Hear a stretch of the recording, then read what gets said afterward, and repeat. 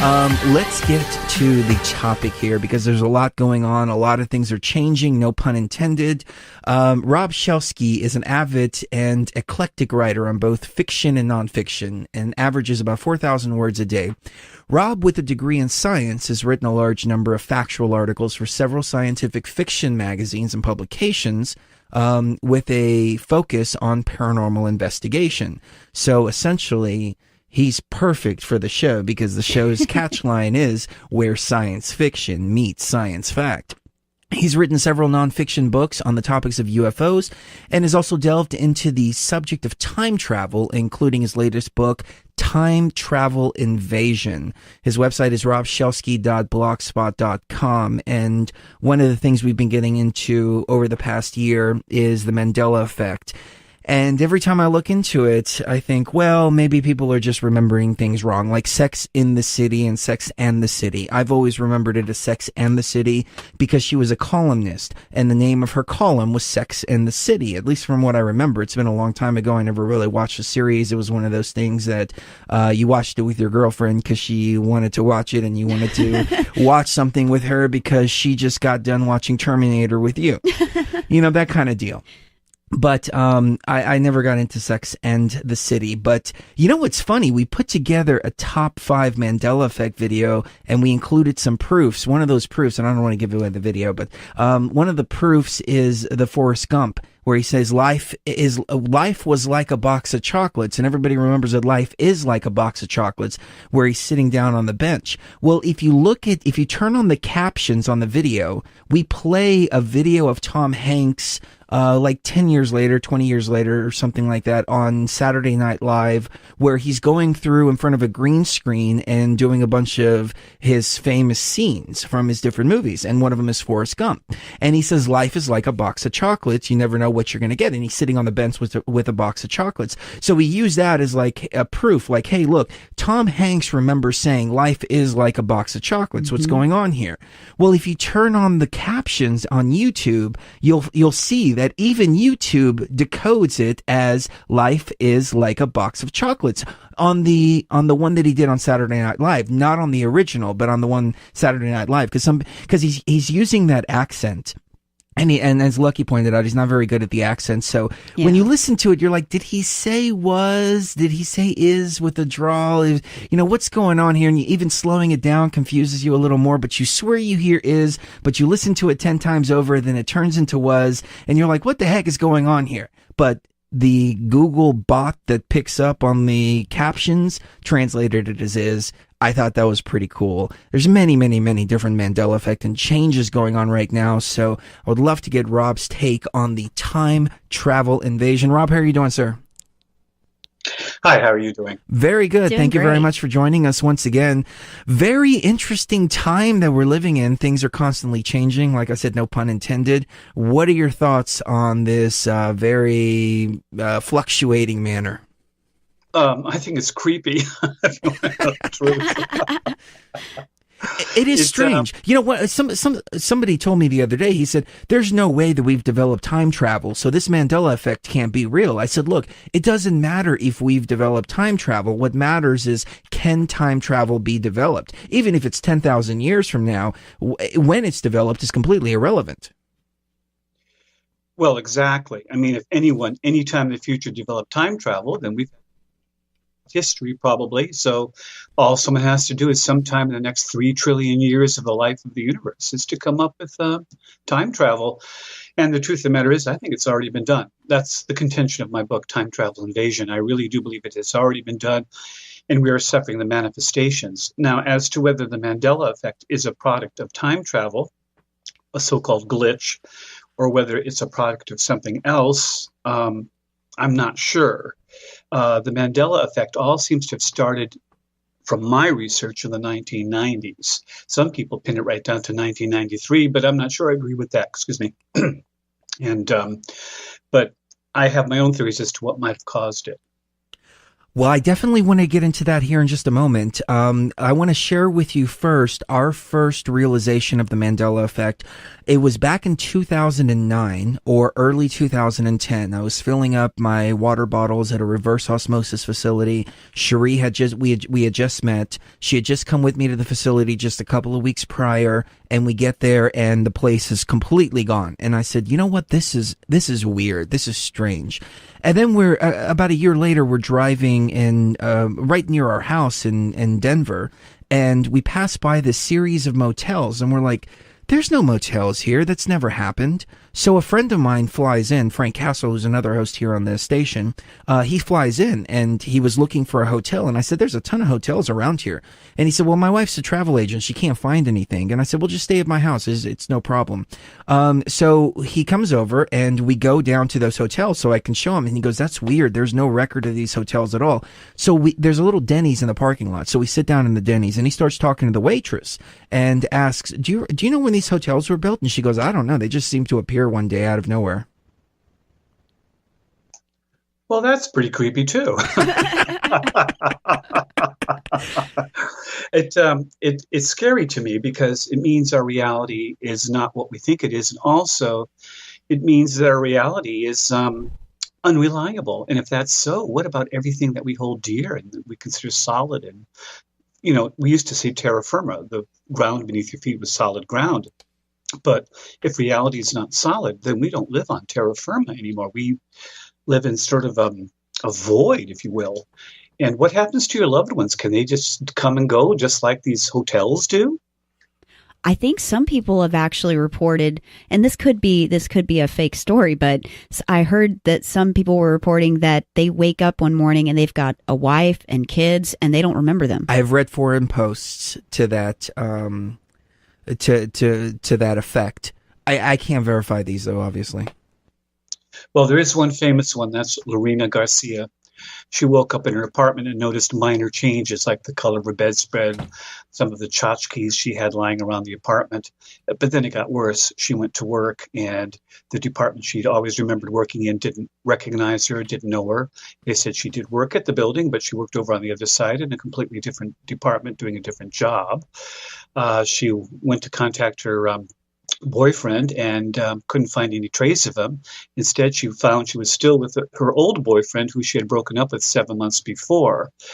She was so panicked, she hired a private detective. He couldn't find anything. Neither the new boyfriend or his son appears to ever have existed at all, as if they never were. She remembered her sister having a shoulder operation a few months before. Her sister had no memory of it and no scar.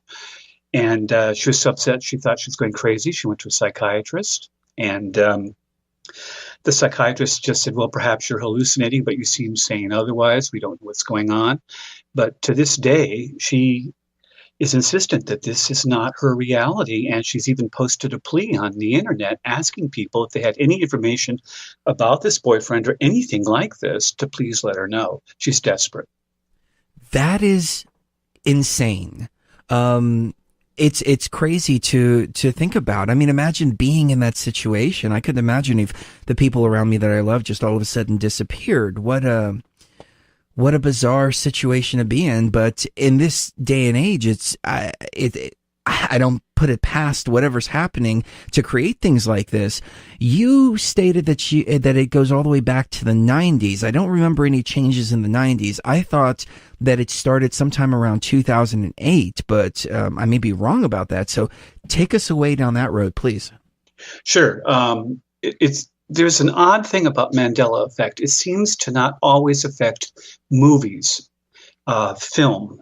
Sometimes in films, you'll see things that haven't changed or that are different. The movie, in fact, in your video that you put on YouTube, which is very well done, by the way, I had to watch it all the way through. Thank you. Dazed and Confused. That movie was 1993, I believe. And in it, it shows a large island off the coast of Australia to the southwest of it. It's not the only one. As your video also pointed out, Friends also shows a landmass there, not as big and a little further south and a little more under Australia. Now, we're not talking Tasmania, New Zealand. They're there. And we're not talking Antarctica. These are something different. And as your video also pointed out, Mad Men had an episode which shows something to the southwest of Australia, but it looks amazingly like a key to me of, like for the land masses and logos and explanation. However, as one author put it, even on that key, if you blow it up, you'll see 3 mountains at the top, the highest mountain in the middle, as if somehow there's a racial memory of that having been land there. And that's why, so it's very odd that they place these keys so close to Australia. You've got this huge, vast, empty Indian Ocean just to the west. Why put it within an inch or so of the landmass of Australia when you have all this open space you can pop the thing into where there are no islands?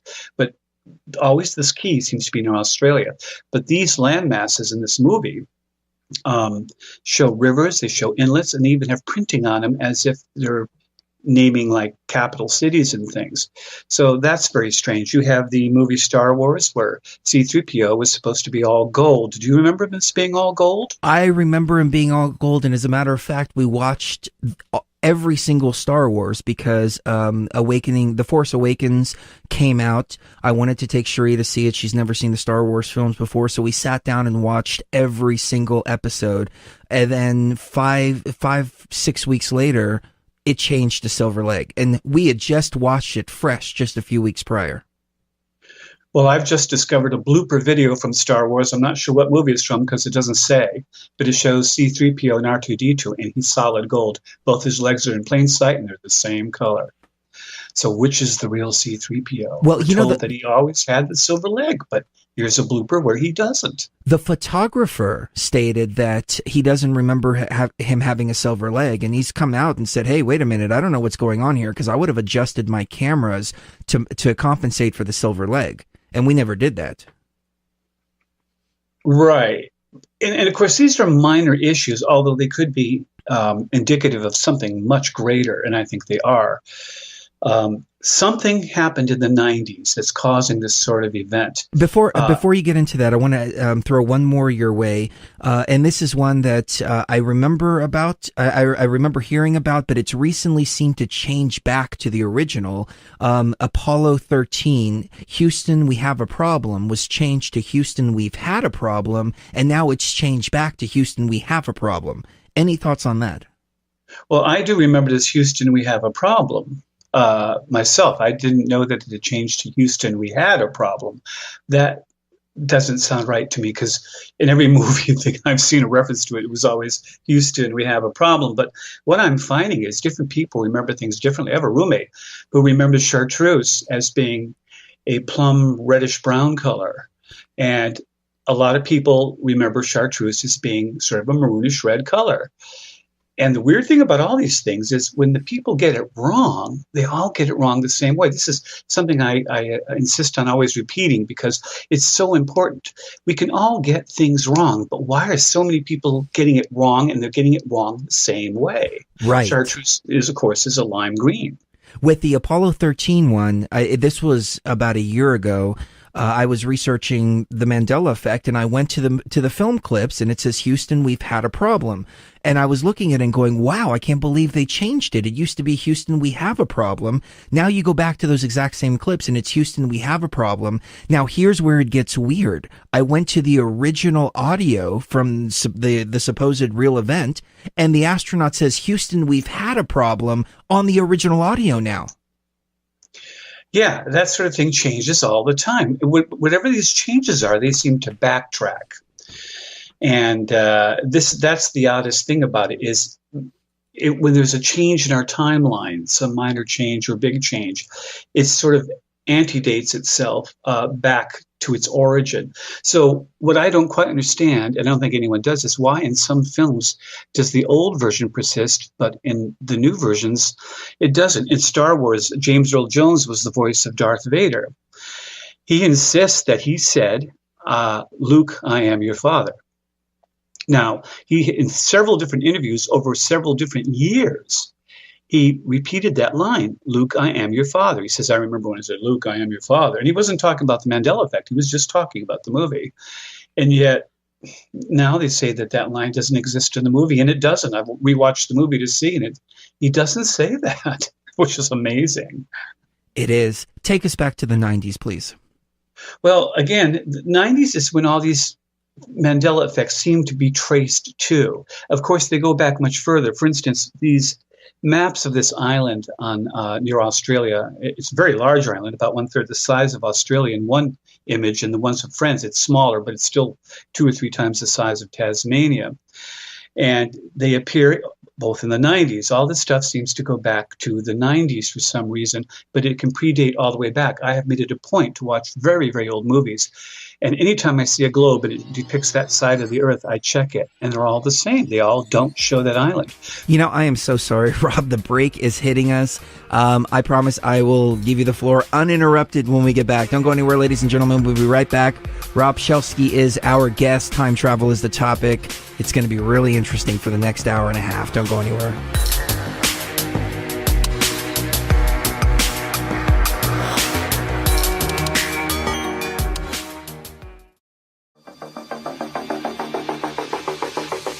Everything that is, was, and will be, eternally is, even the countless forms which are finite and perishable only in their objective, and not in their ideal form, the form which manifests itself beyond the veil. People in the chat room are getting involved. Ken posted, it looks like a promo DVD, no, a VHS copy of the Star Wars trilogy with C-3PO and R2-D2 in the desert from, I assume, the first one, but they were in the desert in the third one as well. And he has 2 gold legs, no silver leg there. And Mount Rushmore seems to have been changed too. Did you know about this, Sheree? I did not. Yeah, Donald Trump and Miley Cyrus are up there now. Not really. That wouldn't surprise me at all. All right, let's get back to Rob Shelsky. Rob, take us back to 1999, and I promise I will mute my microphone until you're done.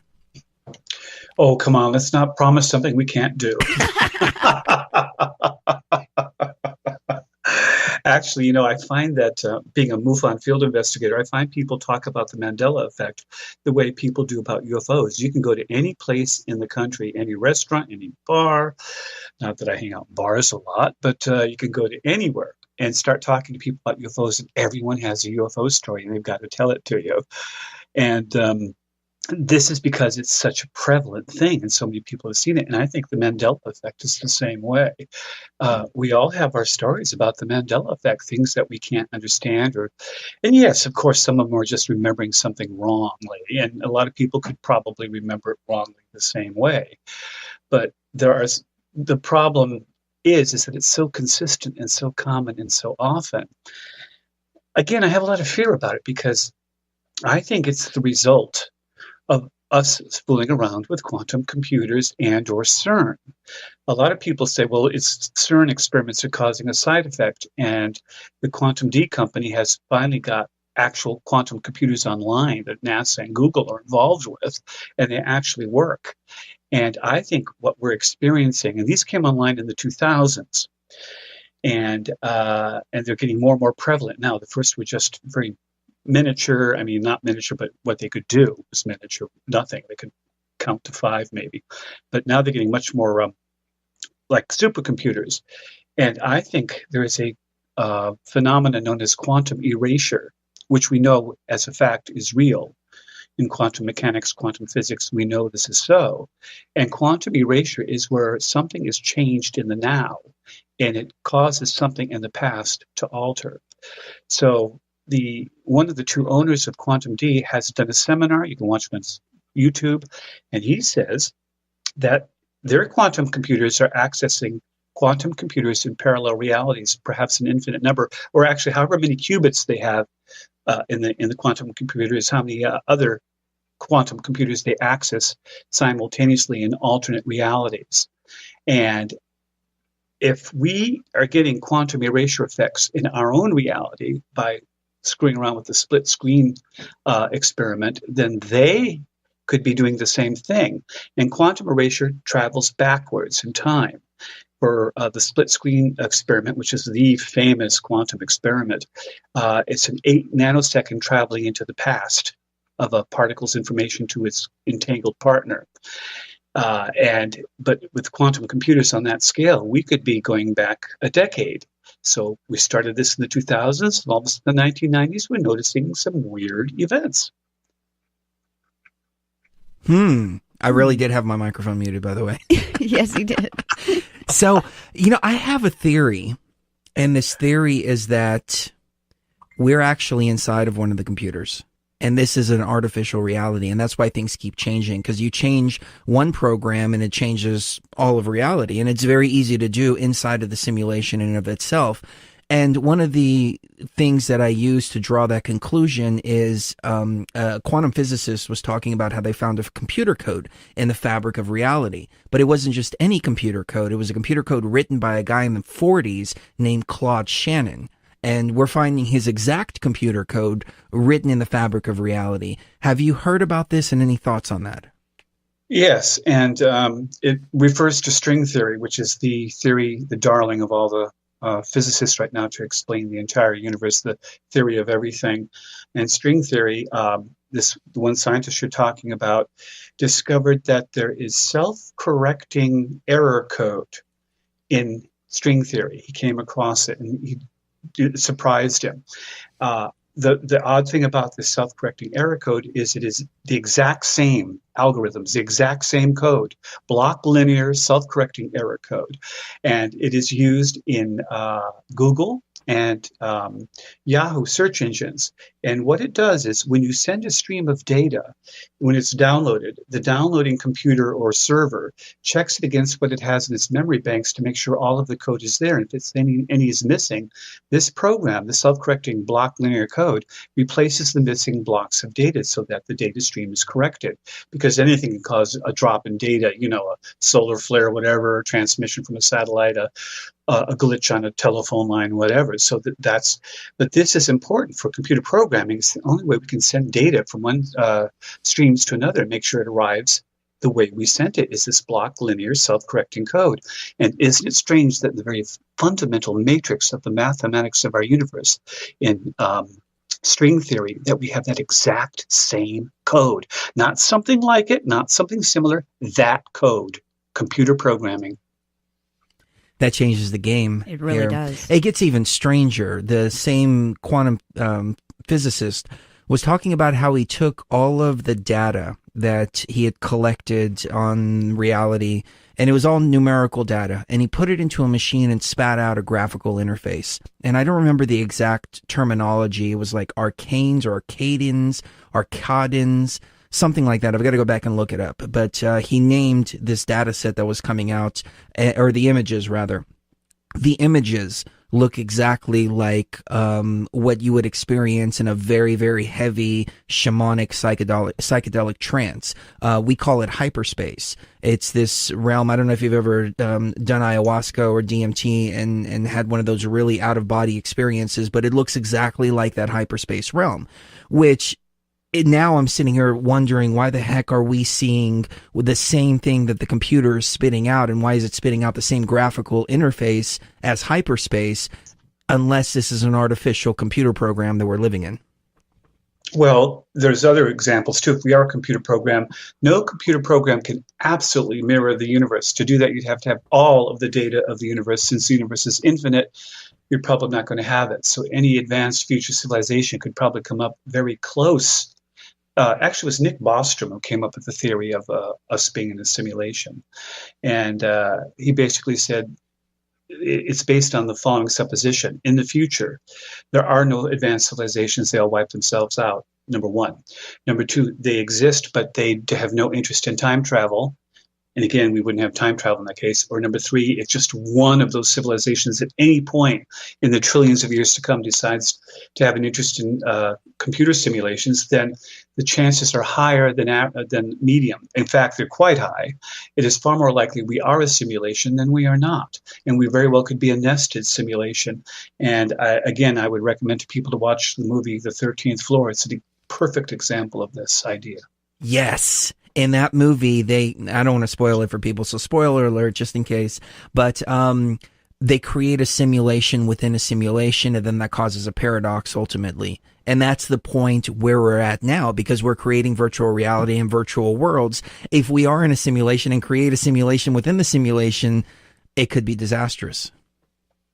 Well, the quantum erasure, if that is the cause of what's happening, it could be not that it's changing our time so much as it's blurring our timeline with adjacent timelines that are very similar.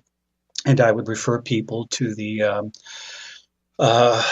any number of time travel movies, but probably the best ones would be, and actually there's a very good new TV series called Travelers. I would find if people might watch that, they might get a good idea of it.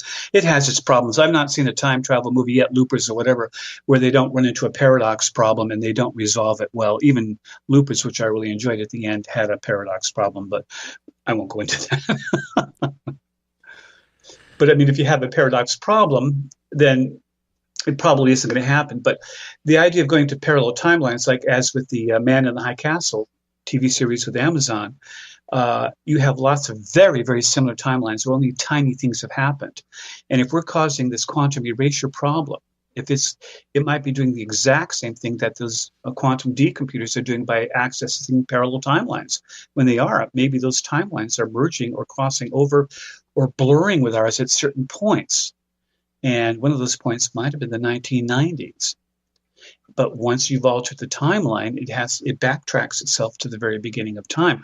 Or it should. I cannot understand why in certain films and movies it hasn't done this. I've looked at shows from the 50s. I've been really researching this. They always show the globe just like it is now. But you get those rare instances where it doesn't.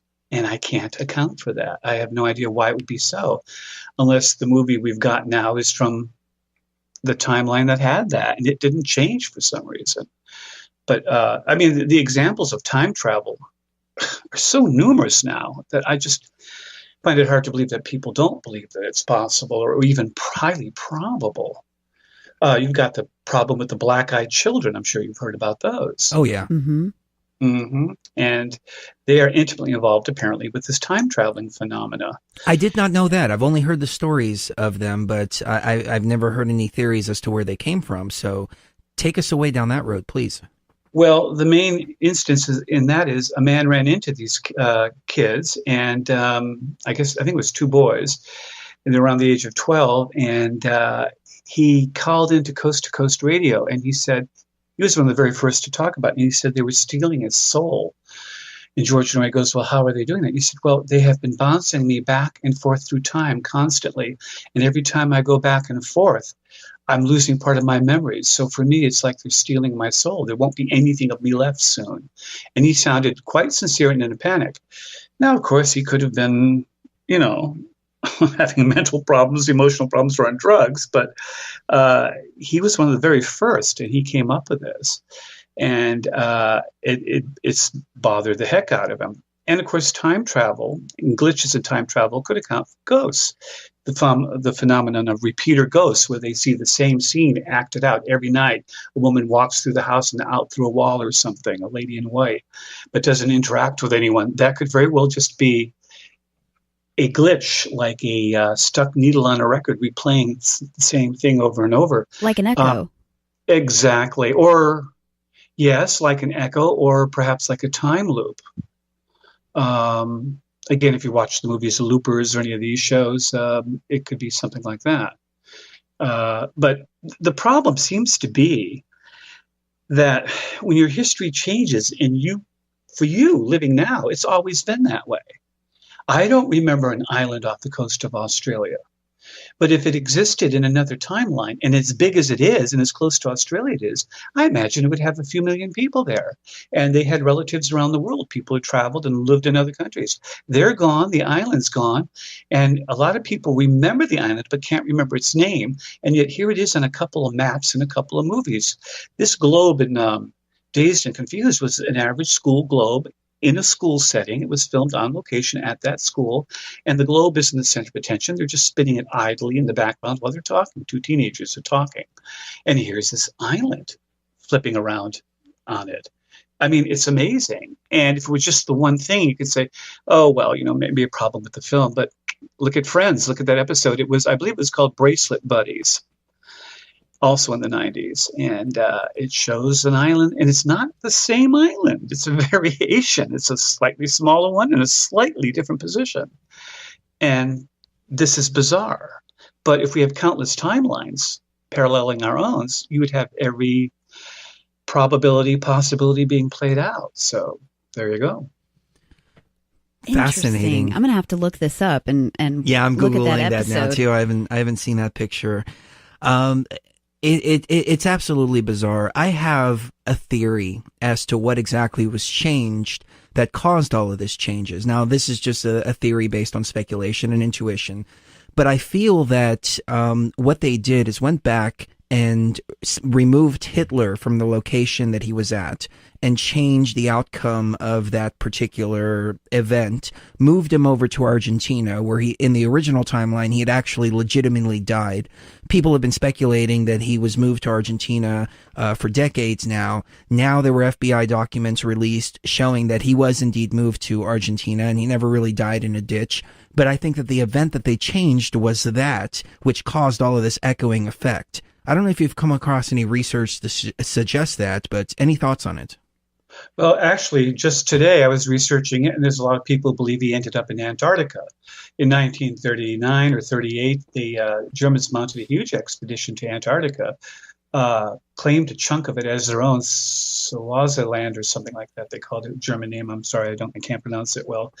But they believe they built a base there, and a lot of people say that he went on a couple of subs. There were 2 submarines that did show up. We know this for a fact I think it was Argentina, and shortly disappeared after that. And they think those subs, and this was after the end of the World War II, but just shortly, that they went on down to Antarctica. And then, of course, right after World War II, just a few years later, America mounted a huge exploratory mission to Antarctica, supposedly under the guise it was classified to practice Arctic environment fighting, because we might have to fight the Soviet Union at the time. But the odd thing is they took a lot of naval ships with them and a lot of troops and over 100 airplanes, and they had an aircraft carrier. And they went to Antarctica. What were they doing there? And also, a couple of the ships didn't come back. Did they have a battle with the Nazis in Antarctica? Were they rooting out a nest of Nazis hiding in an underground base in Antarctica? I don't know, but it's certainly intriguing. Right. Argentina would be the jump point over to Antarctica. Oh, absolutely. And then everybody's going down to Antarctica now. On the day of the elections, John Kerry was down in Antarctica instead of being here with the Clinton campaign. Putin was on his way to Antarctica a few days ago. Yeah, you had the head of the Orthodox Church. You had several politicians going down there. Recently, Buzz Armstrong? Or Buzz Aldrin. Buzz Aldrin. I don't know why I keep saying that. Buzz Armstrong. It's like the 10th time I've said that. Anyways, that's one of those little kids dolls. Remember that? Armstrong. Stretch Armstrong. Stretch Armstrong. That's it. So anyways, he was down there, and then supposedly he tweeted something that says, it's pure evil, and then deleted the tweet. I don't know if that tweet was real and really made by him, but he was airlifted out of there because of a heart attack or some heart issues or something like that. But there is all that focus down in Antarctica right now. And there are rumors that not Obama, but Joe Biden went down there or is going down there. I can't remember, but the number of people have been going to Antarctica recently, and we know for a fact Buzz Aldrin was there. That's true enough. But what are they doing in Antarctica? Why all of a sudden is everyone making these trips to Antarctica? And of course, Admiral Byrd went down there too, and he made some pretty astounding claims too. This sort of thing just goes on and on. I'm almost at a loss these days because there's just so much information flowing in, and some of it's so strange. It's hard to try to. My approach to all of this is I'm trying to find. Everyone's researching something. I'm a MUFON field investigator. Someone else is investigating this, and someone else is investigating that. What we really need to do is do a synthesis now. We need to come together and start putting this stuff together and seeing how it interrelates. For instance, I'm sure you've heard of Project Pegasus, correct? Yes. Oh, yeah. Okay, and you know about what's his name, Antonio Basaggio? Andy And Bashago. Bashago, yes. Okay, actually, I looked up how to pronounce his name, and it's pronounced. I just did it before because I hate getting names wrong. It's pronounced like "pay as you go," Baggio, Baggio, No, Baggio. he actually he told us it was like Chicago, Bashago, like Chicago. Well, see, that's what I thought. But Yeah. when you hear on the Google, explanation on how to pronounce something, it said, well, who knows? Maybe I didn't hear it correctly. But It may just that be my the way he pronounces it in particular, but he's very particular about the pronunciation of his name and also his pictures too. He'll write me later and say, Oh, "Hey, yeah. Chris, the picture you put up there, can you please change it a little bit?" so how does he pronounce his name? Baggio? Bashago, like Bashago. Chicago. Bashago. Okay. I just like to get it straight if I can because I don't like to. There's nothing worse than saying something the wrong way and trying to sound like you know what you're talking about. But but he claims that he went to Mars with the teleportation event, and he says the teleportation thing also worked as time traveling. Now he said he went to Mars. I didn't think much of it at the time, but I've come across other information since then that there was a sergeant, I believe he was, who claims he spent 17 years on Mars fighting aliens, and he goes into quite some length and evidence about it. Also, And then there's another scientist who claims that there's evidence of a nuclear war on Mars, that there are isotopes that you'd only find in hydrogen bombs, and he's located 2 points in the northern hemisphere of Mars where he says they probably occurred, and he thinks that they were wiping people out. He says there were definite weapon signature isotopes showing the 2 massive nuclear airbursts in the northern regions of the planet. So everyone's now talking like they're going to Mars, and this I'm not going to say his name again because I'll get it wrong for sure. But Mr. I guess I do have to say it, Bashago? Bashago, like Bashago. Chicago. Bashago. I've got to write that down in a phonetic way.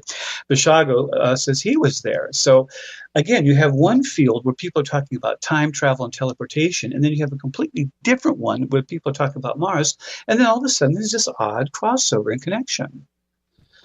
And then you have this other scientist talking about the omega point. And you have other scientists saying that every point in space and time is all connected, and that this is how UFOs move about. And you start looking, and of course, if every point in space and time is connected, for instance, if you had a wormhole here on Earth, and the other end of the wormhole came out 13 billion light years away, you would be not only traveling through space, you'd be traveling through time, or of course, space. We don't call it space anymore; we call it space-time. So it seems to me that time travel is eminently possible, and even probably quite probable. well, absolutely. And I was going to add also Laura Eisenhower. She is the granddaughter of Ike. And Well, you know what's funny is that I didn't even realize that Eisenhower was the one that signed the Greta Treaty until we started doing the research on one of the films that or just a short YouTube video that we put together. But yeah, obviously there was some extraterrestrial contact there between her great grandfather and the ETs, and here she is as a Project Pegasus whistleblower. yeah, saying that, hey, they approached me and asked me to go to Mars and live there and be in a colony on Mars. And again, they even claim that President Obama went to Mars before he was president. Well, long before he was president. Is this true? I don't know. But you start to get all these cross connections, and you do begin to wonder. And then, of course, there was Bob Lazar, and he worked at Area 51, or claimed he did. And they said he didn't. He said he was a physicist. He named the university. The university said they had no record of him being there. But then the investigator into it in Las Vegas, the television journalist, found an internal phone book from Area 51, and Bob Lazar, a physicist, is listed, and it gives the extension number for him. But then he said he would probably be the product or the victim of government making him a non-person. That seems to have happened. But then in 2015, another man who we know for a fact worked at Area 51 said that, oh no, he came out and finally admitted he had attended meetings in which Bob Lazar was present and sessions on what they were talking about. And Bob Lazar says that according to what the briefings he'd gotten, the aliens have been interacting with Earth for 10,000 years. And that we have space capabilities. We have reverse engineered. There are two types of UFOs. There are the type that the aliens have, and they're the reverse engineered ones we have. And that these things work based on the fact that all points in space-time are connected, which means they not only travel through space, they travel through time. And Bob Lazar also mentioned that they had been given photographs by the aliens of dinosaurs, that they could take pictures of past times. He didn't say they could go back in time, but that they could somehow take pictures of past times on Earth. Interesting. One of the temples we were looking at in Cambodia, Angkor Wat, has carvings of dinosaurs throughout the temple. Which, yes, it does. Yeah, it's Stegosaurus, isn't it? Yes, yes, and that's impossible according to modern science. Well, it should be, shouldn't it? According to what we know about archaeology and our history, mainstream science. But mainstream science doesn't account for the Piri-Reis map, which shows Antarctica with mountain ranges and rivers and things that are all completely under ice now. And according to everything we know, there could not have been any time when there was no ice. It is a strange world for sure. Rob, hold right there. We'll be right back. Hour number 3 coming up, ladies and gentlemen. This is absolutely fascinating stuff. I love it. We'll be right back.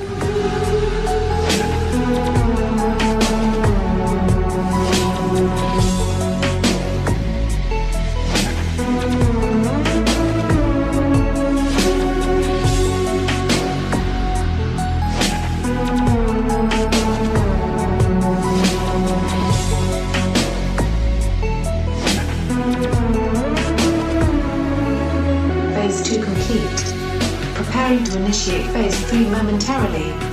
Brace yourself, traveler. We are about to venture into the realms of the unknown. www.beyondtheveilradio.com.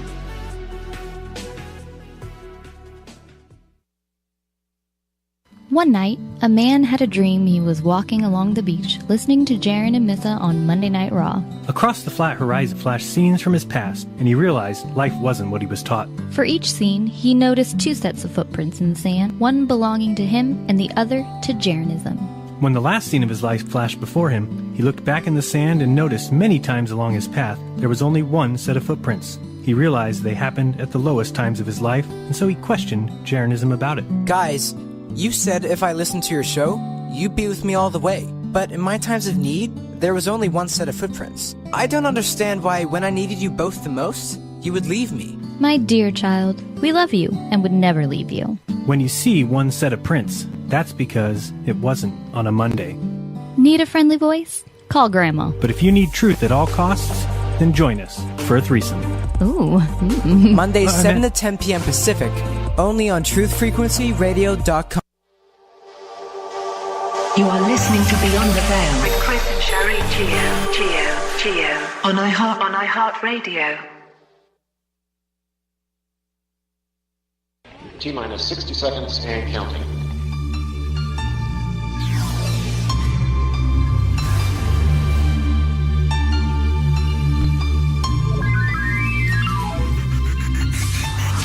Welcome, fellow traveler, to phase 3 of this journey.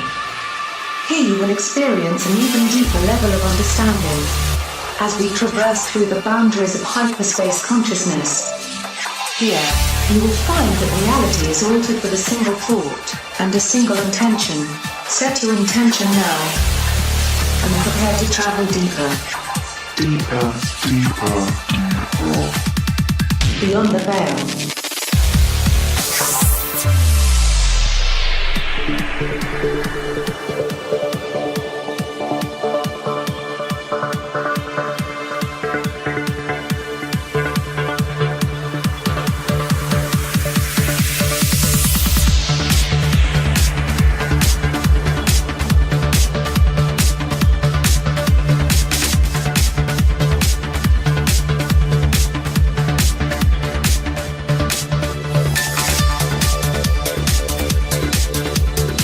Today is, of course, Friday the 13th, hour number 3.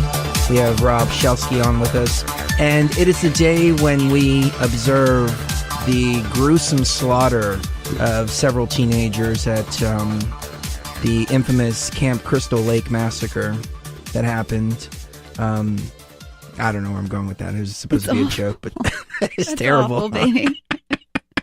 Friday the 13th apocalypse predicted, though. The first apocalyptic alarm of 2017 is being raised by conspiracy theorists who see potential danger in a trio of events to unfold over the next couple of days. Concerned end times enthusiasts cite that a combination of this year's first full moon this evening, the Friday the 13th of 2017, and Venus being the brightest that it's been in 8 years, is a possible harbinger of doom. Connecting this brew of celestial events with biblical prophecy, they noted that Luke 12:25 warns of a somewhat similar scenario as a harbinger of the apocalypse. What do you guys think out there? Do you think the world's going to end tonight or tomorrow night? Let us know. Well, I think the patriarchy stole Friday the 13th from women and then made it evil. Before Friday the 13th became associated with bad luck and the horror movie franchise that refuses to die, it used to be considered a powerful day for celebrating feminine energy. Both Friday and the number 13 have been twisted to carry negative connotations. One myth typically associated with the number 13 indicates someone dies within a year after eating at a table with 12 other people. This stems from the Last Supper, the painting of Jesus eating with the 12 apostles. Well, the painting got its name because Jesus Christ died shortly after. Now, regarding Friday, that is the day of the week that Eve allegedly offered the forbidden fruit to Adam. Friday was also the day that Adam was kicked out of paradise, the day he repented, the day he died, and the day he was cremated. And it was on a Friday, Good Friday, that Jesus was killed. How did they determine that that was on a Friday? I think it was from the fact that they would always have they would do their ceremonies on certain days of the week, and then they no the Adam and Eve thing. Now I think that's just stretching it a little bit. Yeah, that's totally stretching it. But before Christianity came along, Friday the 13th was, quote, a very powerful day for feminine energy and creativity. Before patriarchal times, Friday the 13th was considered the day of the goddess. It was considered a day to worship the divine feminine that lives in us all and to honor the cycles of creation and death and rebirth. 13 is a female number representing the average number of a woman's cycles in a year.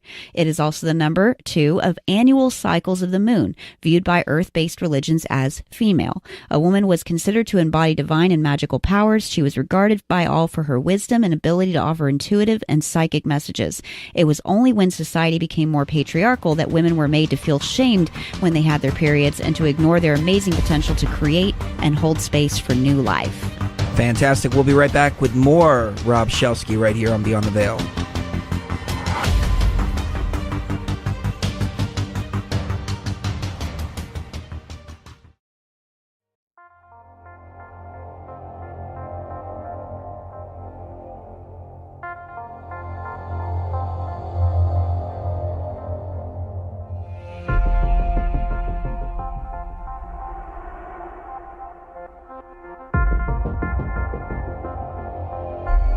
My dear traveler, remember this.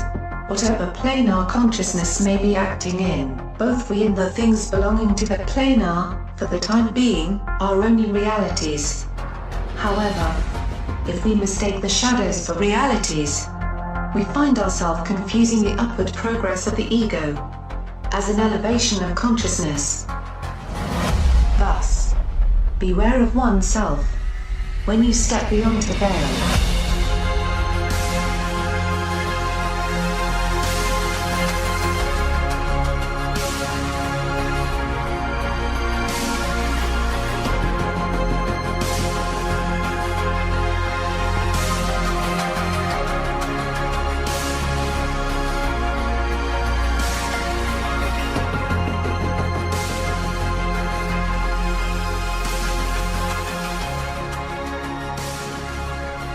And we are back speaking with Rob Shelsky. And before we get back to Rob, I wanted to point out that I didn't know that in June of 1992, what was his name? John Mack. And he was a Harvard psychiatrist and a physicist, David E. Pritchard, organized a 5-day conference at MIT to discuss and debate the ET abduction phenomenon. And the reason why I was looking at that was because I was trying to think of what changed. What changed in the early 90s or mid 90s to kind of signal that time travel and time manipulation was actually indeed occurring. And I had never heard of this conference that they have. They said it attracted a wide range of professionals, and that in response, they were actually awarded an IG Nobel Prize in 1993. And I had never heard of any of this. So maybe in this new timeline that we've been in, or this collection of timelines, it has been a much more open, diverse debate and back and forth that was allowed about things like ET abduction, quantum mechanics, the things that we talk about on our show, the things that are more beyond the veil were okay to talk about in the 90s and in the early 2000s, as opposed to how I remember it, which was, oh my gosh, don't you dare talk about getting abducted by aliens. Oh, don't you dare. You will be completely discredited and you will have no life whatsoever unless you want to be on the fringe. That whole fringe element seems to have become postscript mainstream. What do you think about that, Rob? Well, actually, I think, yeah, we've gone through major changes on our attitude about this sort of thing. Is it from our timeline or the blurring of another timeline with ours? I don't know. I do have to mention one thing, though. You were talking about Friday the 13th, triskaidekaphobia. I'd always heard that it was because the Knight Templars were all arrested on Friday, October the 13th of 1307 in mass and butchered and tortured and killed. And that was the end of the Knights Templar. And to this day, Friday the 13th was considered unlucky. They were all rounded up at dawn. It was apparently the King of France was in collusion with the Pope. The Knight Templars were considered to be too powerful. They were the bankers of Europe at the time. And so they just decided to get rid of them, and they accused him of witchcraft, sorcery, all sorts of things. And they died quite horribly in the hundreds and thousands. And that's where I heard that Friday the 13th comes from. So I guess there's a lot of different stories. I forgot about that. And that would also go along with the patriarchy as well, because who is the Catholic Church other than the patriarchy? I mean, that's the Saturnian definition of patriarchy, is this Roman Catholic society. It's a cult. Mm-hmm. Wow. Yep. I didn't think about that. But yeah, I thought that was kind of interesting too. But with regard to time travel, and especially with quantum mechanics, I am beginning to come to the conclusion, and so are quite a few scientists actually, that we may not live in reality as we know it at all. But one thing, we always thought quantum problems were always on the submicroscopic level. Not long ago, they created a quantum drum, which was 0.5 millimeter in size, and they showed that it was in two states at once, two superimposed states, like Schrodinger's cat. Now, this is something the human eye can see quite easily. It's small, it would fit between your thumb and forefinger, and it's tiny, but you can definitely see it with the naked eye. And this thing showed quantum effects. If this is so, it means that quantum effects occur on the macro level, our level of everyday life. And quantum effects say that a particle is only where it is because that's probably where it should be. But it can also probably, to a lesser extent, be somewhere else. That means that human beings, for instance, are far more likely to be right where we are right now, but there's a small possibility that they could also be somewhere else, like on Mars or in space at any given moment. And of course, we have all these cases of humans disappearing, just popping in and out, and vehicles moving around. My book, Time Travel Invasion, talks about that quite a bit. And so if quantum effects are happening on the macro level, if quantum reality is what we are really living in on the macro level, if where we are, if we're all just what basically amounts to probability waves. For instance, I don't know if you ever saw the movie Men Who Stare at Goats. I think that was the title. Oh, absolutely. Okay, remember they kept running at the wall, and finally at the end of the movie, he managed to run through the wall? Mm-hmm. According to quantum physics, that's possible. It's highly improbable, but it is definitely a possibility. You might have to do it for 1 trillion years or more and keep doing it over and over, and who's going to live that long? But if you did, there is a decent probability that you would actually have that happen. So if we are living, and also there's a medical scientist who has found that there are microtubules in the human brain in neurons, and these seem to connect directly with quantum vibrations. And he theorizes that human consciousness is a result of quantum vibrations, that our minds are a quantum manifestation. So what we think of as reality may not really be reality at all. And if that's the case, then all bets are off on just about anything and everything you can imagine. Well, I want to add something to that as well. The Acacia confusa plant, which is used as an alternative source of dimethyltryptamine in ayahuasca brews, it has something called DMT, of course, which is dimethyltryptamine, and that's the active hallucinogen element in there. Then you've got something called NMT. It's neuromethyltryptamine, I think. And this neuromethyltryptamine, they don't know why it's in there, but in the acacia plant, it's about 50% of that, and then another 50% would be the dimethyltryptamine. There are so many differences, though, between an experience that you have with just the dimethyltryptamine and an experience that you have with this NMT, that people have actually speculated that there's something quantum going on here. They mentioned that it has to do with the microtubules in your brain, and that it interacts with these microtubules in some way, that it's propelling you into a quantum state. Or an alternate quantum state. Alternate quantum state. Yes, absolutely. If something is affecting the brain, it could be affecting the neurons. It's affecting the neurons. It's affecting how the microtubules operate. And you may not actually just be experiencing a high or a hallucination. You might actually, within your mind, within your brain, be experiencing an alternate reality. I could see how that could be quite possible. That's what I mean about the synthesis of the different disciplines. We're just now finally beginning to put these things together, and there's all these crossovers, and they all tend to reinforce each other. And if this is so, then yes, the universe could be in the tip of your fingernail, and the tip of your fingernail could be in the universe. It could work both ways. It's highly likely that space-time as we know it and reality as we know it is not as we know it.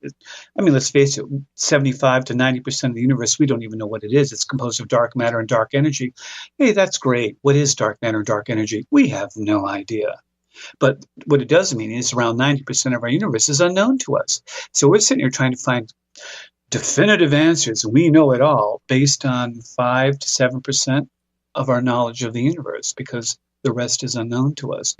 Is maybe the real universe is on the other side with that dark matter and dark energy, and we're just like cream floating on the top of a cup of coffee, and there's all this deep below it that we have no idea that it exists.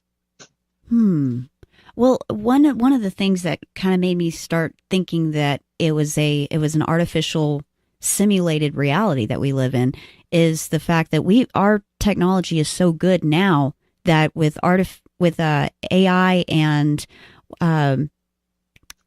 artificial reality that we put ourselves in already is pretty good. And then you add to that the fact that this new phenomena that we're seeing, the flat Earth theory, has gained so much steam throughout the last couple of years. There's no way that it could gain that much steam without there being something behind it. And so I started looking into this more and more, and I found that when you go up with balloons to the ionosphere and beyond, and you get out towards the edge of space, you don't see anything. And it made me start wondering, okay, well, if you created an artificial reality, how much would you really need to do? I mean, really. I mean, if most people aren't going to get outside the atmosphere anyway, why make space? Let's just leave that out, leave that blank, and then we fill in the blanks with what people are going to be looking at and interacting with on a day-to-day basis. Well, like a video game. Yeah. I've hacked video games before to get to areas that you can't typically get to. And when you move the avatar or camera outside of the bounds of the actual video game, you realize that when the character's looking out the window, there's just a small formation out there of what the character sees out the window, but it's nothing but green space or black space aside from that. And it's only the perspective of looking out the window that creates the illusion that there's actually an atmosphere or an environment out there, but rather it's just all blank space. And you wonder if this is a artificial construct, if that's what also appears out there as well. Well, of course, a lot of particle physicists, the quantum physicists, say that it could very well be that reality is simply a result of consciousness. Well, you know for a fact that when we observe something, it behaves differently on the quantum scale than it does when it's not being observed. A particle is only a particle when we observe it. When we don't observe it, it's a wave. And actually now they're saying it's probably a probability wave. It's just probably going to be a particle, but not necessarily. It's the act of consciousness observing it that makes it so. Now, the big question is, are trees enough to cause reality to be the way it is, or can cats and dogs do it? We're not sure. We just know that consciousness seems to be an integral part of our universe. And there are some that say that our universe is rather like your video game, is that when we look at something, it's there, but when we don't look at something, it isn't there. You turn around and say, I've done this. You dart around and look behind you to see if you can catch the universe not being there. Of course, it's there. But they're saying that basically it's not until you observe it. And if that's so, again, that's rather creepy too. It really calls into question some fundamental things. I mean, are we children of this universe, or is the universe a creation of our minds? And it's a very strange concept. And of course, people say, well, what difference does it make? Well, it makes a lot of difference. I mean, are your loved ones really there, or are they just manifestations of your own mind? Do they exist and you don't, and they've just created you? Or do you exist and they don't, you just created them? You can get into some really philosophical discussions on this. Right. I call it the Truman Show effect. Like, what if I'm the only one that's real? And everything around me is something my mind is making up so that I can then you survive. and I have to have a discussion, because I'm not real happy with this world you created, okay? I'm sorry. What if this is subjective for everybody? And then let's take it a step further. We have a lot of sleeping people out there, and we think that they're asleep, but you have all of this information on the internet, and people just completely disregard it. I mean, it's all the information to wake yourself up to a higher state of consciousness is there for you. Now, it's willful ignorance at this point. But people still walk around in the same programmed manner of completely soulless in some cases, emotionless, soulless, unable to feel each other. They treat each other like crap. I wonder if some of them are just organic containers just walking around with no actual consciousness. Well, I mean, they have a consciousness, but it's an artificial type of consciousness. And what we have inside of this artificial simulation is real players, like in World of Warcraft. You have several real players, and then you have parts of the machine itself that are artificial intelligence. Okay, so basically you're saying it's like a video game where there are NPCs involved? I think so. Non-playing characters. There's characters in that walk and talk, and you can interact with them, but they're not playing. They're not other people playing in the game. They're just computer-generated characters to fill in the landscape, so to speak. I think that's a possibility. That's a little creepy too, because in which case I could be your NPC or you could be mine. I'm really hoping you're mine and I'm not yours. You never know, but that thought has crossed my mind. Like, what if I'm a computer program in and of myself? But we see programs playing out in the geopolitical sphere, for instance. We see the same programs playing out over and over and over again, and now it's gotten to the point to where the veil is so thin that people see right through it. And we've speculated, what if the entire governmental structure, or at least the main characters operating it, are indeed artificial intelligence, and they have to work on a finite program? Because a player can think in many different dynamics, but a computer avatar, not an avatar, but rather a computer generated character can only do what it's been programmed to do, and that's it.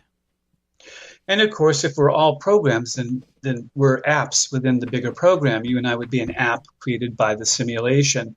And like, for instance, with a cat, cats have unique and distinct personalities, and they behave quite differently, but they all behave overall pretty much the same.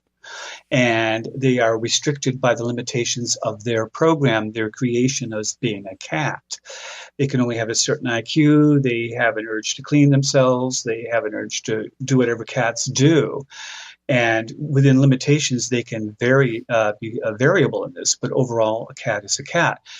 So are we the same way? Or are we the creators of the game ourselves, or are our descendants? And that's a big question too. But with this time travel thing, if all this is true, if space-time is malleable, if people are shooting off to Mars and teleporting back, if we do have a hidden space fleet, if aliens have been on or around Earth for the last 10,000 years, if we have evidence of time travel, and I quote quite a bit of in my book Time Travel Invasion. Again, I try to bring evidence from different sources. I try for hard evidence from archaeology. I try it from anecdotal stories by different people and reports by newspapers, this sort of thing. And the end result is there seems to be a heck of, I mean, even George Washington supposedly had some sort of time travel experience, or people telling him the future. I mean, supposedly at Valley Forge, when he was about to give up, he was shown a map by some lightly green colored skinned people that he thought were Native Americans. And he said they showed him a map of the United States, and it was raining. And every time a raindrop fell and struck the map, a city would appear on the United States that didn't exist yet. And this was written up in the 1800s as a newspaper article, and it's an ongoing story about George Washington. So was he being directed to do what he did? And when he was likely to fail, they intervened so that he wouldn't fail? Did America have to be here for a reason? Is someone making sure we are? Interesting.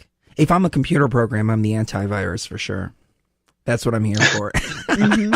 But you're malware. Yeah, we're the malware. No, we're the antivirus. We're the antivirus. Yeah, we're here to take care of the malware and expose the malware for what it's doing. The malware is, in my opinion, the evil that runs through whatever this evil is, but it runs through this construct, the controlling mechanism of this construct. Because there is light and darkness, day and night. I mean, it's a world of duality with a little bit of strife and struggle. We achieve to elevate our consciousness. I mean, we aspire to elevate our consciousness and move on to the next level. So I understand there has to be the good with the bad, but there is a darkness that is completely unnatural within this construct that has to be, first of all, exposed by shining the light on it, and then eliminated by the collective consciousness expelling this kind of darkness. That's a whole. Are you sure it's unnatural, or is it a manifestation of our own behavior, and so it's perfectly natural? I think it is unnatural. This level of darkness that we're speaking of. There is some darkness, like I said, but there's something that's, well, let me put it like this: it may not necessarily be unnatural, but rather it's off balance. Well, if not off balance, if there's an infinite number of parallel realities. And it looks like there probably is, if the founding member of the Quantum D company says that their computers are using parallel universe computers to help run their quantum computers. And he didn't say this was likely. He said it was so. It's a seminar. It's on YouTube. You can watch it. Did you see that photo of the CERN guy with a sign that said Mandela on it? Yes. And of course, that's the other thing. Other people saying, well, the CERN experiments are causing this problem with the Mandela effect. It's causing problems with their timeline. And it could well be. I mean, we're doing things we've never done before on the quantum level. And I'm beginning to wonder, when we first did nuclear bombs, we thought of them as just really big bombs, really handy to have. It was only later we realized just how dangerous the radiation and the fallout and all the other side effects nuclear winters were from them. And now we're doing quantum computing, and we're dealing on the quantum level to a great deal like we have never done before. And are we getting side effects? But they're just so bizarre that we don't recognize them as side effects. It's like, oh, we have this weird Mandela effect. It's just something on the internet that a bunch of nuts are talking about. Or is it a real phenomenon, which I think it is? And is it a side effect of what we're now delving into in the quantum realm? By the way, there are some that profess that dreams are where the microtubules are allowing you to enter alternate realities. So, I mean, we still don't really know what the heck a dream is, but we know everything seems to dream that's got a brain to any degree, at least mammals dream. Dogs, cats dream, we know that.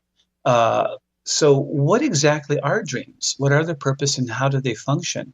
And some are saying, well, they're actually alternate realities that either one, we ourselves are creating for a very short space of time, just at random, almost as if we were gods and throwing out realities or universes at random. And some of them quite bizarre, but then universes can have any basic codes to them. We have a certain set of laws and fundamental mathematics in ours, but they don't have to be the same in other parallel universes. They can be different. Interesting. I have talked about dreams before in the context of several different types. You've got the dreams that are very apparently just random events that happen during the week all jumbled up together. And then you have those dreams that you feel like it's another timeline that is happening somewhere else. And then don't you also have a dream where it seems incredibly real, and you wake up and you say, yeah, I know it was a dream, but it seemed so real. Oh, yeah. And I find myself being upset by my nightmares because Chris did something mean to me in my dream, but it felt so unbelievably real that I wake up and I almost cry because I'm still feeling those emotions. And I do wonder if it's another timeline that he made a decision to treat me a certain way when, I would never do that. When he's not like that, And well, again, it could be that timeline could be your own creation, which you had him do that. So he's not really at fault. He was just a creation of you in that timeline. I actually had I like that. You should write a book on couples advice.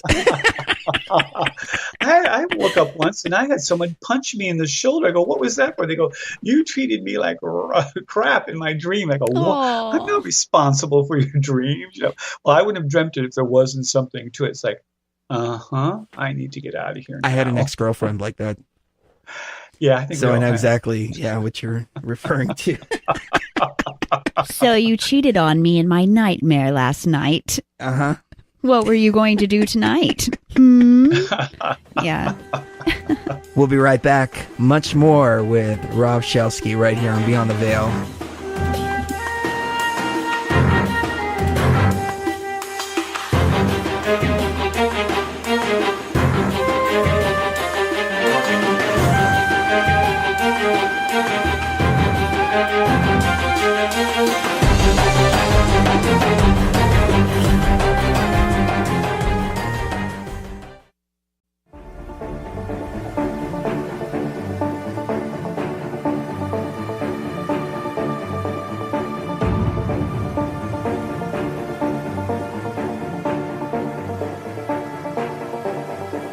Welcome back, traveler. Take a deep breath and relax as we continue to journey deeper beyond the veil.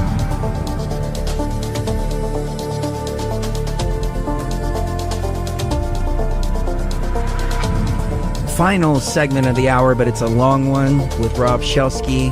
It is a shame because I wish we had another hour, but coming up after Beyond the Veil, Paranormal Portal with Brent Thomas airs Fridays and Saturdays, so you want to be sure to check that out. Curl up in your bed, put your sheets over you, and prepare for some spooky tales from the other side. But back to the topic at hand, time travel and the artificial reality, the energies here. I mean, we've touched upon so many different things right now.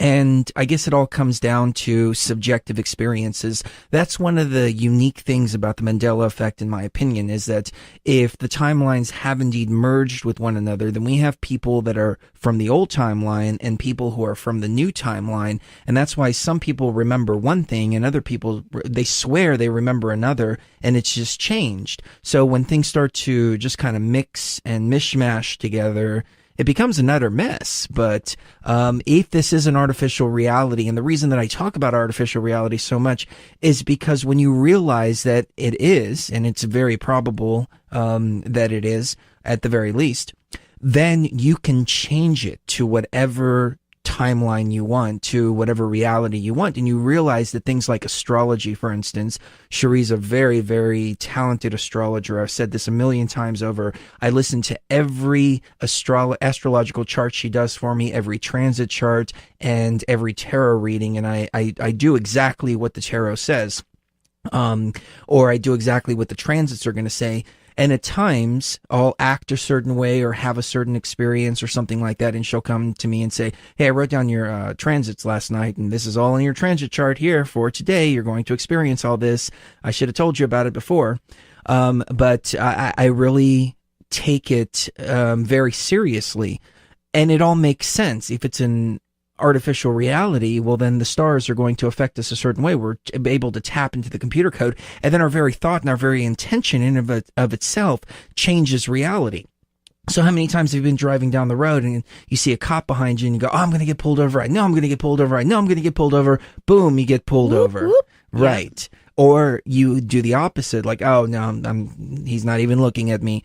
And he goes right by you, and that's it. I really think that we can change this reality. Rob, any thoughts for the listeners about changing this reality to a positive reality for themselves? Well, we know for a fact that the human consciousness is able to see up to 10 seconds into the future. We know this because they've done study after study at university after university.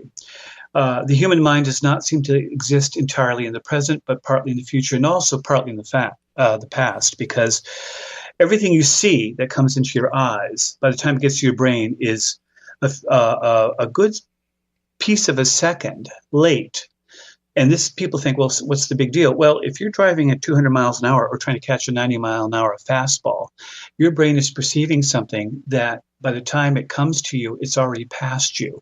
But somehow our brains compensate for this and manage to catch the ball, even though the lag time of what we're seeing would mean that that ball would have crossed the plate before we should have actually reacted in time to catch it or hit it.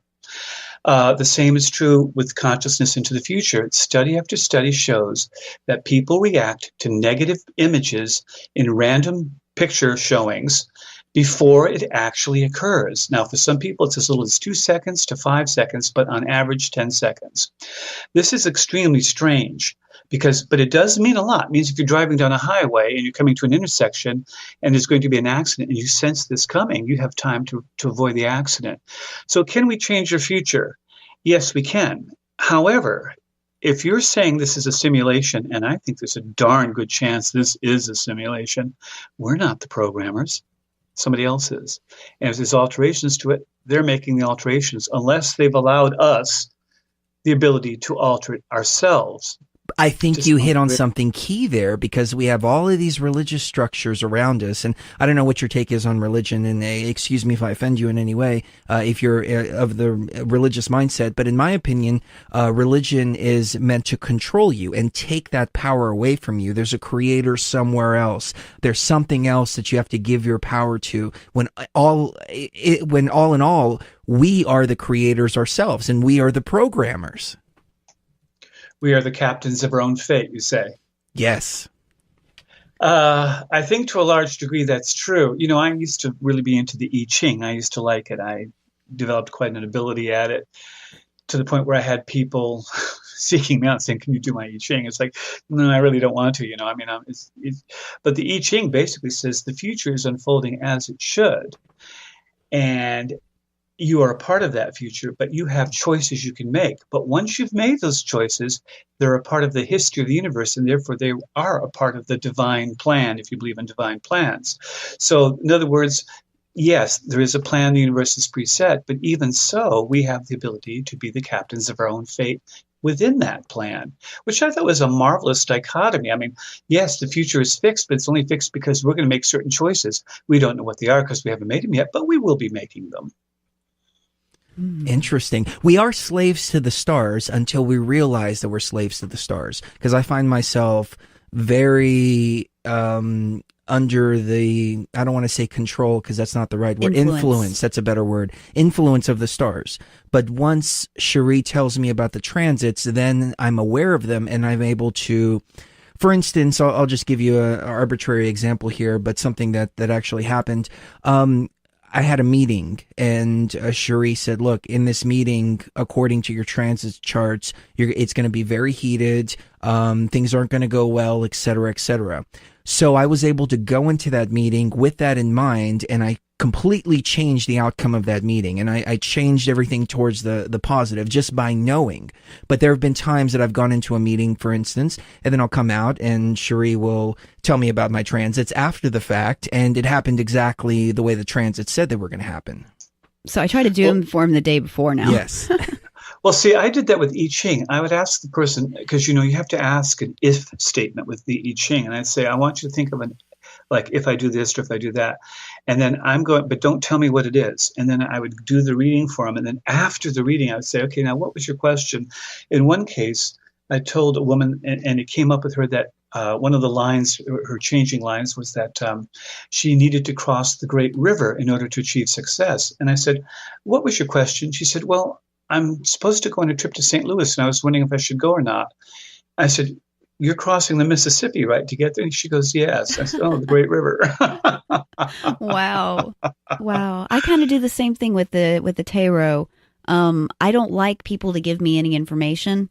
I want them to be in their space and thinking about this situation that they're having, and then I give them just a general read, and 90% of the time it just so happens that the question that they asked was exactly what the tarot brings up. And I think it has to do with what you were talking about earlier, the fact that our brains know what's going to happen at least 10 seconds before it even does. And so as a result, the cards are also kind of going off of that quantum leap in the brain. Or you're manifesting it yourself, and the cards are simply a manifestation of your will. They're simply an extension of your consciousness. Scientists theorize that the reason we have this ability, the human body, absolutely, we know for a fact, reacts to negative images before they appear, up to 10 seconds before. So study after study, university after university has shown this. So we know the body is physically reacting in a negative way to a negative image, and there's no way anyone could know, not even the control groups, not the people executing the experiments, knows when these images that are completely random will appear. You'll have all these lovely scenic pictures of baby deer and that sort of thing. All of a sudden you'll have this horrible picture, and they're reacting to it before they see it. So we know the human mind works this way. So if we do have these microtubules, and we do, if we are a manifestation of a quantum reality, maybe our consciousness doesn't really reside in this reality, but in the quantum reality. And what we're seeing here are manifestations. And this could account for your beliefs that we can change our futures and our reality. In fact, Holographic Universe by Michael Talbot said that often physicists theorize there should be a new particle in their standard model theory to make it work, and that this new particle will be there. And then CERN, and before that other places, Fermi labs, were running these experiments, and at first they wouldn't get it.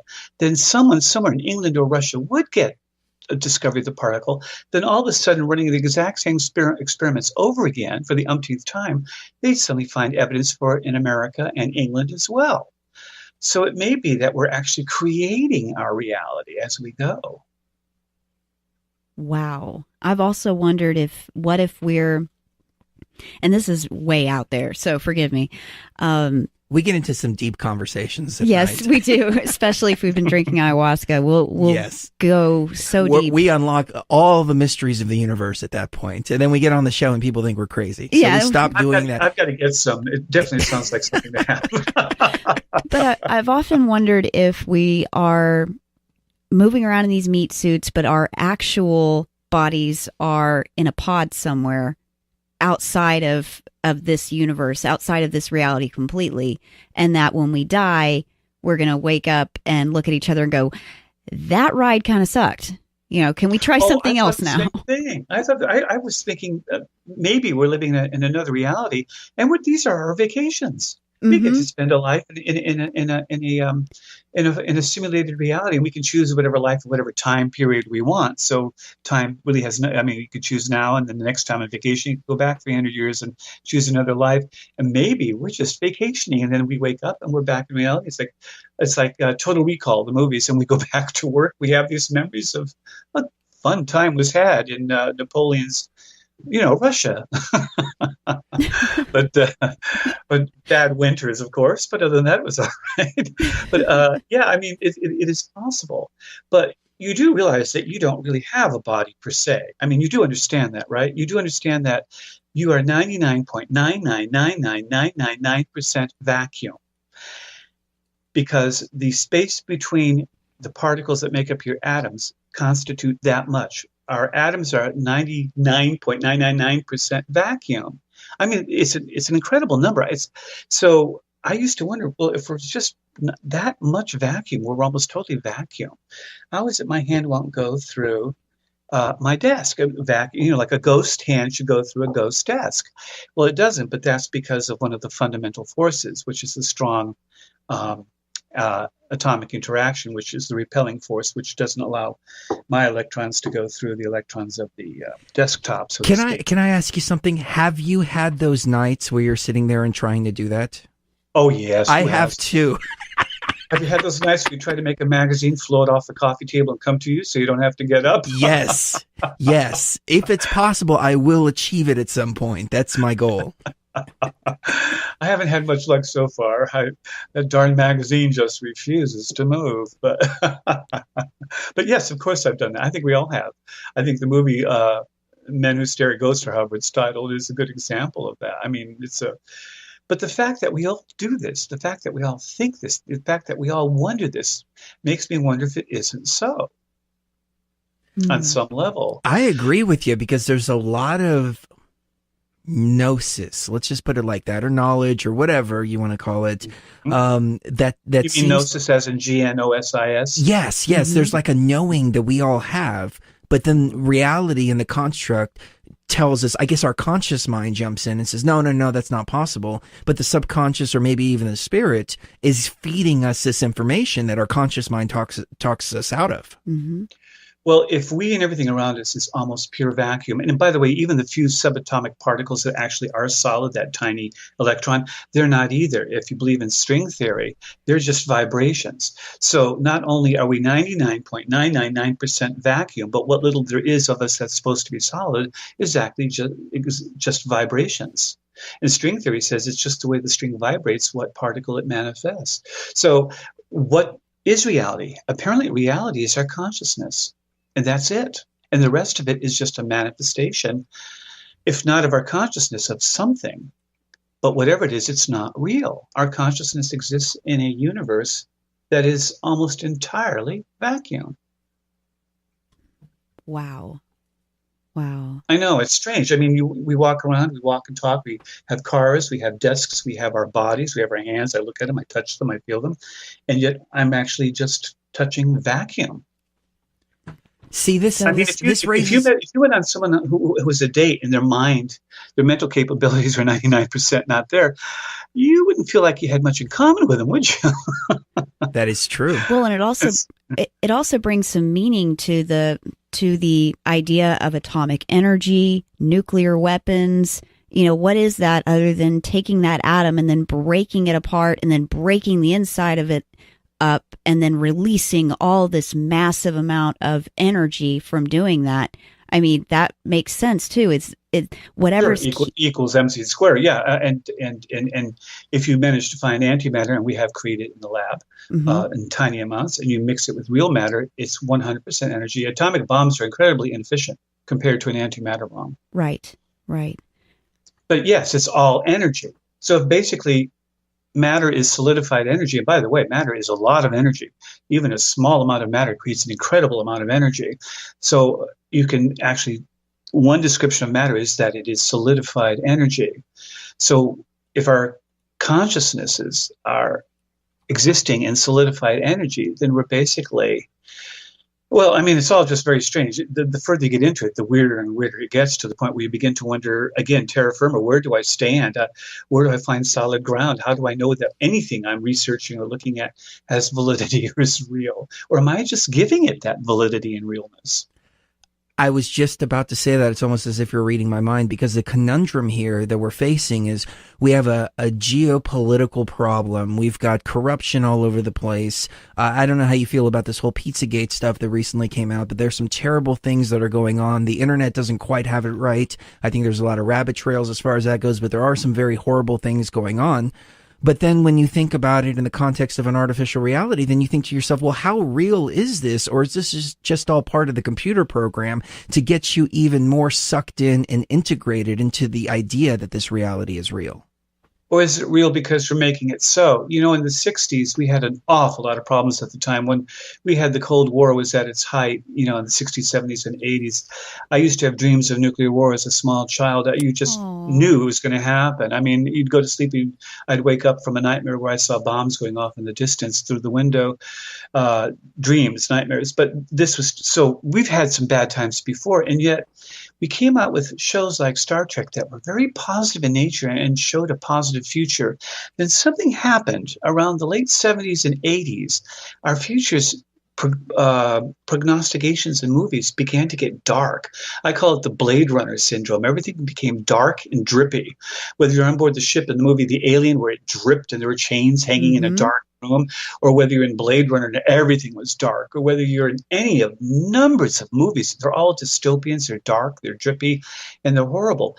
But when we were positive, our future was positive. And then when we started developing a negative scenario in all our movies and our books and stuff, our future is, maybe it's just me, I don't know, but it seems to be becoming increasingly negative. Are we creating this ourselves, I wonder? Oh yeah, you see it even now with movies like the Divergent series that I was just going over a few days ago, and seeing all the esoteric symbolism in it. I see in all these movies, nuclear holocaust, a dystopian society, and yet it's still got a very good story in the end of humanity overcoming that. And so it's almost like whoever's guiding the direction of our collective consciousness wants there to be a huge war and reset event so that they can start over and start anew with a whole new society that, is in their hands and is under their complete control. But they... Do you know how biblical that sounds? Isn't that exactly what God was supposed to have done in the Old Testament with the Great Flood? Exactly. Exactly. Well, and it's what's supposed to happen in the book of Revelation and the book of Daniel. That's what's supposed to happen, as, you know, there's a new heaven and a new earth, and the old earth had passed away and there was no more sea. I mean, that's literally what it says.